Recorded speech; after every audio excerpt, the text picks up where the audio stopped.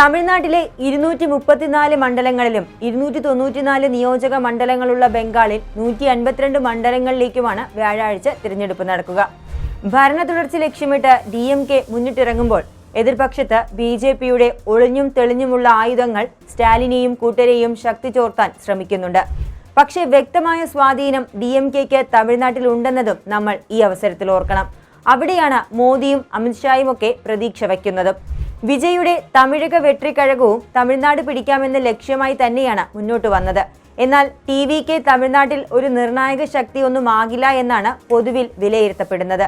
AIDMKയുമായി കൂടിച്ചേർന്ന് BJP തമിഴ്നാടിന്റെ രാഷ്ട്രീയത്തിലേക്ക് കടക്കാനൊരുങ്ങുമ്പോൾ എന്തെങ്കിലും അത്ഭുതങ്ങൾ സംഭവിക്കുമോ എന്നാണ് രാഷ്ട്രീയ നിരീക്ഷകരും ഇപ്പോൾ ഉറ്റുനോക്കുന്നത്. ദ്രാവിഡ പ്രത്യയശാസ്ത്രത്തെ എതിർക്കുന്നവരാണ് RSS. അവരാണ് ഇപ്പോൾ തമിഴ്നാടിനെ ഭരിക്കാൻ പദ്ധതിയിടുന്നത്. ഓരോ സംസ്ഥാനത്തിനും അവരുടെ സ്വന്തം ശബ്ദവും സ്വയംഭരണവും നിലനിർത്തണം. ഓരോ സംസ്ഥാനത്തെയും ജനങ്ങളാണ് അവരുടെ സംസ്ഥാനം ഭരിക്കേണ്ടതും. എന്നാൽ BJP ഇത്തരത്തിലല്ല ചിന്തിക്കുന്നതെന്ന് രാഹുൽ ഗാന്ധി പ്രചാരണത്തിനിടയിൽ പറഞ്ഞിരുന്നു. മോദിയും അമിത്ഷായും അടക്കമുള്ള ദേശീയ നേതാക്കൾ തമിഴ്നാട് പ്രചാരണത്തിനെത്തി അവിടെ ലക്ഷ്യം വയ്ക്കുമ്പോൾ കേന്ദ്രം ഭരിക്കുന്ന നാൾ തൊട്ട് ദക്ഷിണേന്ത്യൻ രാഷ്ട്രീയത്തിലേക്കും ഒരു വഴി തുറന്നു കിട്ടാനാണ് BJPയും ശ്രമിക്കുന്നത്.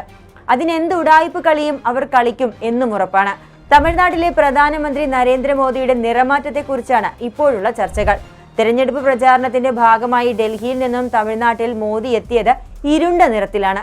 ഇതിനെതിരെ കനത്ത വിമർശനങ്ങളും ഉയർന്നു വരുന്നുണ്ട്. ഡൽഹിയിൽ നിന്നും തമിഴ്നാട്ടിൽ എത്താനെടുത്ത മണിക്കൂറുകളുടെ വ്യത്യാസത്തിൽ പ്രധാനമന്ത്രിയുടെ നിറം മാറിയതിന്റെ ചിത്രങ്ങളും വീഡിയോകളും പങ്കുവച്ചുകൊണ്ട് നിറം മാറുന്ന രാഷ്ട്രീയത്തെ സോഷ്യൽ മീഡിയ പ്രതിഷേധിക്കുന്നതും പരിഹസിക്കുന്നതും നമുക്ക് കാണാം. ദ്രാവിഡ വികാരം മുതലെടുക്കാനും തമിഴ് മക്കൾക്കിടയിൽ സ്വീകാര്യത നേടാനും വേണ്ടി പ്രധാനമന്ത്രി ബോധപൂർവം ഡാർക്ക് ടോൺ മേക്കപ്പ് ഉപയോഗിച്ചതാണെന്ന് വിമർശകർ പരിഹസിക്കുന്നുമുണ്ട്. ഒരു തിരഞ്ഞെടുപ്പിന് രാജ്യത്തെ പ്രധാനമന്ത്രിയുടെ വകയായി തന്നെ എന്തൊക്കെ കാണണം അല്ലേ? ഡൽഹിയിൽ നിന്നും തമിഴ്നാട്ടിലേക്ക് എത്താനെടുത്ത മണിക്കൂറുകളുടെ വ്യത്യാസത്തിൽ പ്രധാനമന്ത്രിയുടെ നിറം മാറിയതിന്റെ ചിത്രങ്ങളും വീഡിയോകളും പങ്കുവച്ചുകൊണ്ടാണ് നിറം മാറുന്ന രാഷ്ട്രീയത്തെ സോഷ്യൽ മീഡിയ പ്രതിഷേധിക്കുന്നതും പരിഹസിക്കുന്നതും. ദ്രാവിഡ വികാരം മുതലെടുക്കാനും തമിഴ് മക്കൾക്കിടയിൽ സ്വീകാര്യത നേടാനും വേണ്ടി പ്രധാനമന്ത്രി ബോധപൂർവം ഡാർക്ക് ടോൺ മേക്കപ്പ് ഉപയോഗിച്ചതാണെന്ന് വിമർശകർ പരിഹസിക്കുന്നുമുണ്ട്. ഒരു തിരഞ്ഞെടുപ്പിന് രാജ്യത്തെ പ്രധാനമന്ത്രിയുടെ വകയായി തന്നെ എന്തൊക്കെ കാണണം? അതേസമയം BJPയുടെ ഇരട്ടത്താപ്പും രാഷ്ട്രീയ ലക്ഷ്യങ്ങൾക്കായി ഡീലിമിറ്റേഷൻ അടക്കമുള്ള നീക്കങ്ങളെ ശക്തമായി ആയുധമാക്കിക്കൊണ്ടാണ് DMK പ്രചാരണം നടത്തുന്നത്.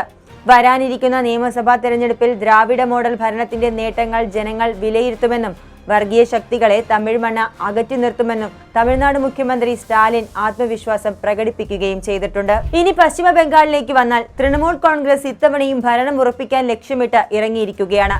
വനിതാ സംവരണ ഭേദഗതി ബിൽ ലോക്സഭയിൽ പരാജയപ്പെട്ടതൊക്കെ ബംഗാൾ തിരഞ്ഞെടുപ്പിനെ BJPക്ക് അനുകൂലമാക്കുമെന്ന് അവരും പ്രതീക്ഷിക്കുന്നുണ്ട്. അവരത് ശക്തമായ പ്രചാരണ ആയുധം ആക്കിയിട്ടുമുണ്ട്. എന്നാൽ ന്യൂനപക്ഷ വോട്ടുകൾ തൃണമൂലിന് പിന്നിൽ ഭദ്രമാണെന്ന് വേണം കരുതാൻ. SIR പട്ടികയിൽ 91 ലക്ഷം പേർ പുറത്താവുകയും BJPയുടെ ഏക സിവിൽ കോഡ് പ്രഖ്യാപനവുമാണ് 2021 സമാനമായി ഒരിക്കൽ കൂടി ഭരണകക്ഷിക്ക് പിന്നിൽ ന്യൂനപക്ഷ വോട്ട് ഏകീകരിക്കുന്നത്. അസദുദ്ദീൻ ഉവൈസിയുടെ AIMKയും ഹിമയൂൺ കബീറിന്റെ AJUPയും മറ്റൊരു സംഘടനയായ ISFും ഒക്കെ ചെറു സംഘടനകൾ സഖ്യം ചേർന്ന് തൃണമൂലിനെതിരെ മുസ്ലിം വോട്ടുകൾ ഒന്നിപ്പിക്കാനുള്ള നീക്കം പാതി വഴിയിൽ അടിച്ചു പിരിഞ്ഞതും മമതയ്ക്കും തൃണമൂലിനും ഗുണം ചെയ്യും. സംസ്ഥാനത്ത് ഏകദേശം 110 മണ്ഡലങ്ങളിൽ മുസ്ലിം വോട്ട് നിർണായകമാണ്. 2021 ന്യൂനപക്ഷ വോട്ടുകൾ വൻതോതിൽ തൃണമൂലിനൊപ്പം നിന്നപ്പോൾ അനായാസമായിരുന്നു മമതയുടെ അന്നത്തെ വിജയം. അതേസമയം സംസ്ഥാനത്ത് 12% വോട്ടർമാരാണ് SIRൽ നിന്ന് പുറത്തായത്. മതം തിരിച്ചുള്ള കണക്കുകൾ ഔദ്യോഗികമായി പുറത്തുവിട്ടിട്ടില്ലെങ്കിലും 34% മുസ്ലിങ്ങളാണെന്നാണ് റിപ്പോർട്ട്. 2021 30% ന്യൂനപക്ഷ വോട്ടർമാരുള്ള 89 മണ്ഡലങ്ങളിൽ 87ഉം തൃണമൂലിനെയാണ് തുണച്ചത്. 20%മോ അതിൽ കൂടുതലോ ഉള്ള 112 എണ്ണത്തിൽ 106ഉം. ഇവിടങ്ങളിലെ വോട്ടർമാരുടെ നഷ്ടം ഏറ്റവും കൂടുതൽ വെല്ലുവിളിയാകുന്നതും തൃണമൂലിന് തന്നെയായിരിക്കും. എന്നാൽ ഇതിനെയെല്ലാം മറികടന്ന് ഭരണ തുടർച്ച നേടാനാകുമെന്നാണ് മമതാ ബാനർജിയും കൂട്ടരും വിശ്വസിക്കുന്നത്. പശ്ചിമ ബംഗാളിൽ തൃണമൂൽ കോൺഗ്രസിനും തമിഴ്നാട്ടിൽ DMKയ്ക്കും അധികാര തുടർച്ച സാധ്യമാകുമോ എന്ന് മെയ് 4-ന് അറിയാം. ഏപ്രിൽ 27 നടക്കാനിരിക്കുന്ന ഈ രണ്ട് സംസ്ഥാനങ്ങളിലെയും തിരഞ്ഞെടുപ്പിന്റെ ഫലങ്ങൾ ഇന്ത്യയുടെ രാഷ്ട്രീയ ഭാവിയിലേക്ക് അതെങ്ങനെ മാറ്റങ്ങൾക്ക് വഴിവെക്കുമെന്നാണ് ഇനി നാം അറിയേണ്ടത്. കൂടുതൽ വാർത്തകൾക്കും വിശേഷങ്ങൾക്കും ഞങ്ങളുടെ channel like, share and subscribe ചെയ്യുക.